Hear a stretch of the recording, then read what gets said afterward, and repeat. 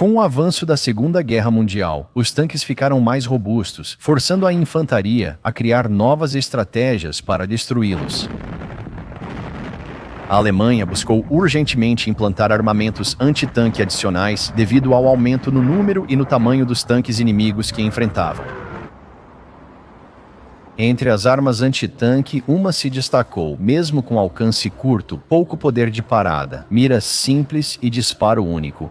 Era o Panzerfaust, ou punho de blindado de design alemão que alcançou um status lendário. Introduzido em 1943, o Panzerfaust simbolizava as condições de guerra e a virada contra a Alemanha nazista, já que seu exército antes imparável passou a sofrer ataques de todos os lados.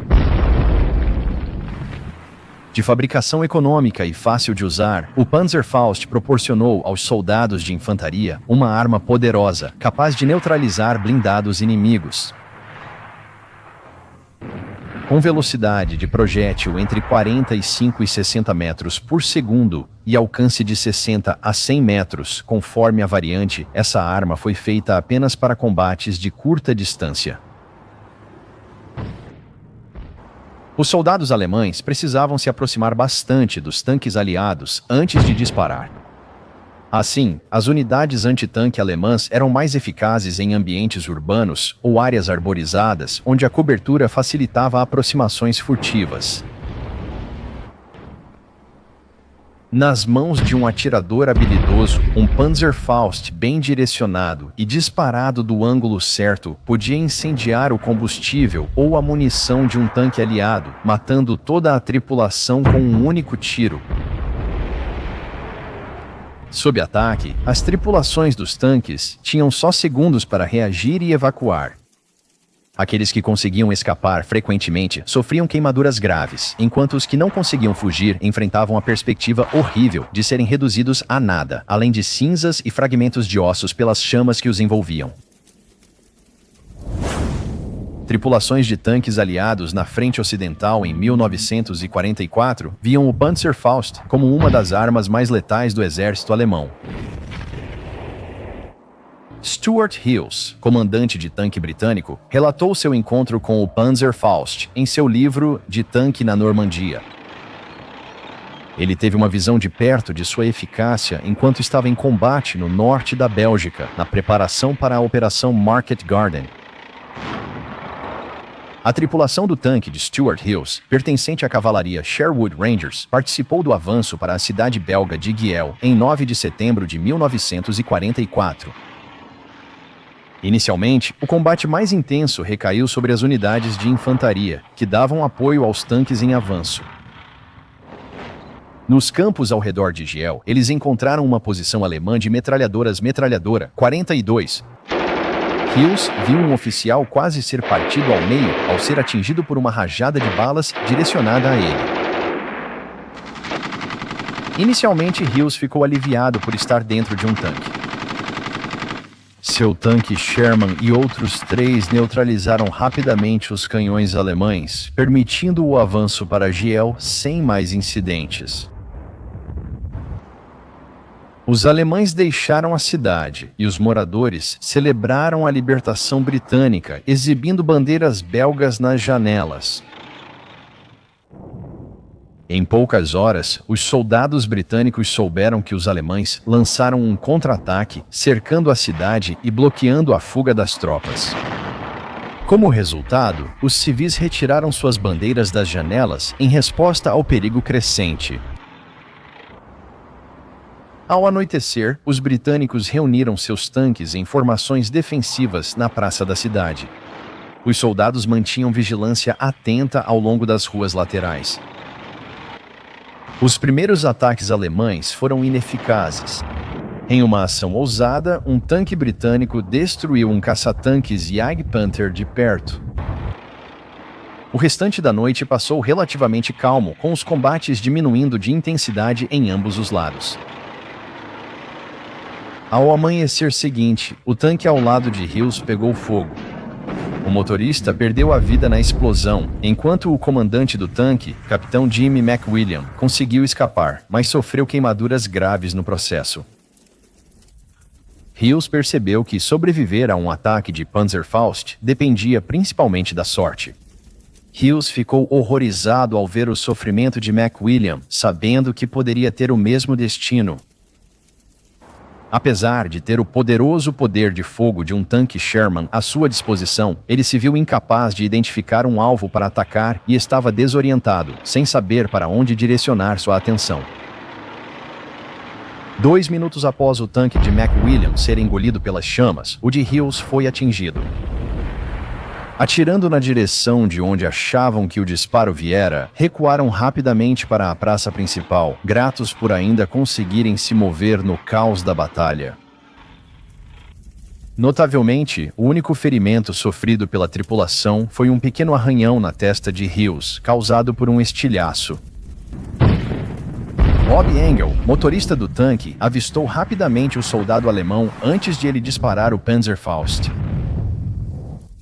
Engel sentiu distintamente a explosão reverberar por suas pernas.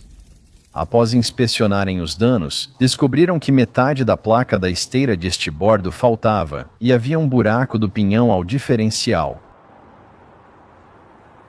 Se um copiloto estivesse presente durante a missão, é muito provável que ele teria perdido a vida ou sofrido ferimentos graves, possivelmente resultando na perda das pernas, dado o grau de dano causado ao tanque. Os tanques restantes deixaram a cidade após intenso combate. Seriam necessários 6 dias de combates incessantes para que as forças britânicas conseguissem recapturar a cidade mais uma vez. O encontro com o Panzerfaust assombrou Stuart Hills por décadas, causando-lhe pesadelos recorrentes, cheios de desespero e terror. No entanto, ele encontrou consolo e força para superar essas memórias assombrosas ao refletir sobre a coragem e o apoio inabalável demonstrados por seus companheiros de farda durante aquela experiência angustiante. O Panzerfaust era basicamente um fuzil sem recuo, capaz de lançar uma potente carga oca a até 200 jardas. O impacto dessa arma seria devastador, pois sua ogiva podia explodir e liberar um jato de metal incandescente na cabine do tanque, ameaçando a tripulação e podendo incendiar combustível ou munição internos. As primeiras versões do Panzerfaust eram capazes de penetrar até 14 centímetros de aço, com atualizações posteriores alemãs, permitindo que ele perfurasse quase 20 centímetros de blindagem.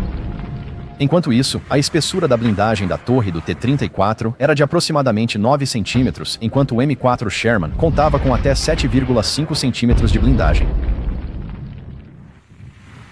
Essa vantagem significativa no poder de penetração podia causar terror nas tripulações dos tanques aliados, pois eles sabiam muito bem que um impacto direto de um Panzerfaust geralmente significava o fim de seu veículo e, potencialmente, de suas vidas.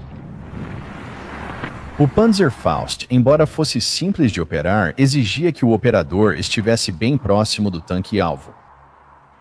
Assim, a arma tornou-se mais eficaz à medida que o combate chegava às cidades e vilarejos da Alemanha, onde tanques aliados e soviéticos precisavam navegar por ruas estreitas. Em ambientes urbanos, o alcance curto e o poder devastador do Panzerfaust faziam dele uma grande ameaça aos blindados inimigos. As tripulações dos blindados aliados logo perceberam que, se o inimigo atacasse seus tanques a curta distância, seu destino geralmente estava selado antes que pudessem reagir. Felizmente, para as tripulações dos tanques, o Panzerfaust tinha uma limitação significativa. Era uma arma de infantaria com alcance entre algumas dezenas e 200 metros. As variantes de longo alcance não foram usadas na guerra.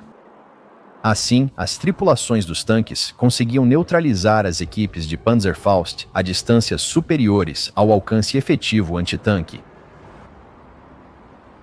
Porém, as tripulações só aproveitavam o alcance se detectassem as equipes antitanque fora do alcance da arma.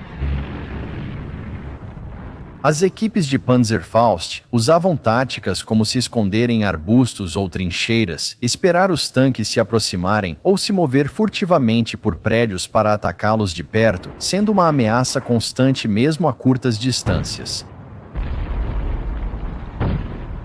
O Panzerfaust Foi a arma alemã mais eficaz contra tanques em curta distância, responsável por cerca de metade dos tanques aliados destruídos nesses combates.